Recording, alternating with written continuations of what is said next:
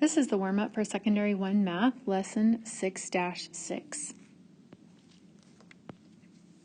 Okay, for each sequence, you have to determine if the sequence is arithmetic, geometric, or neither. And if it's neither, then you're going to skip parts B and C. There is a typo throughout here, and it should say on this part right here, it should say instead of common ratio, it is constant ratio. And then we're going to be finding a sub 0 and a sub 1. So number 1, 6, 9, 13.5, and 20.25. And so if I look, I can see that I add 3 there, but I'm certainly not adding 3 for the next one. So then I'm going to look in to see if it's a geometric sequence. And I do find that if I multiply each time by 1.5, it does give me the right numbers. And again, to figure that out, I can say 6 times something is equal to 9, and I divide both sides by 6, and I find that if I multiply by 1.5. And so that's how you can get that number. That's just a really quick way to be able to figure that out. So it is geometric. My constant ratio is 1.5. A sub 0, that's the term that comes before the first one. So we've got to go backwards. So before it was 6, what was it? So we'll come back to that one in just a second. And then a sub 1 is 6. So if instead of multiplying by 1.5, if I'm going backwards, I do the opposite of multiply, which is divide. So if I say 6 divided by 1.5, my number should be bigger if I did this right, or sorry, smaller. And so 6 divided by 1.5 is actually 4. And so let's just make sure that that works. So if I was to put a 4 right here, if I do 4 times 1.5, I get 6.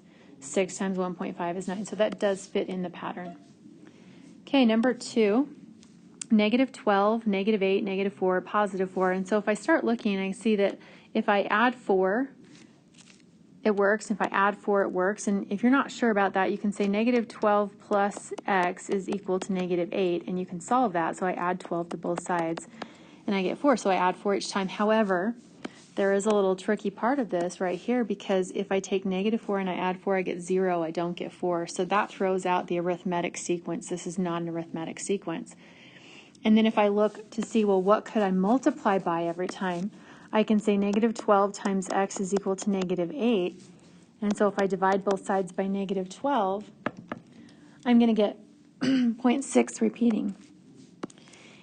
And let's just see if that works. So if I do negative 8 times 0.6 repeating, that does not give me negative 4. So it's not geometric either. So this is actually an example of this is neither arithmetic or geometric. And so because of that, I'm just going to skip the next two. Okay, number 3, 8.3, 9.6, 10.9, and 12.2. And so I do a little investigating, and I find that if I add 1.3 every time, so my common difference is 1.3. And so if I add that every time, that works. And that makes this an arithmetic sequence. A sub 0, instead of adding 1.3, what if I subtract 1.3? And so I get 7 for my a sub 0, and a sub 1 is the first term. Number 4, if I say 6 times negative 18, or sorry, 6 times x is equal to negative 18, and so x is equal to negative 3, and let's just see if that continues to work. Negative 18 times negative 3 is positive 54. 54 times negative 3 is negative 162. So that does work. So this is a geometric sequence. The constant ratio is negative 3. A sub 0, instead of multiplying by negative 3, if I divide by negative 3, I get negative 2. And my a sub 1 is 6.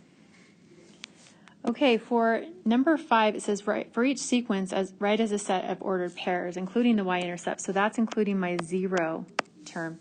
So for number 3, I'm going to write my ordered pairs. So the 0 term, a sub 0, is 7. My first term is 8.3. My second term is 9.6. My third term is 10.9.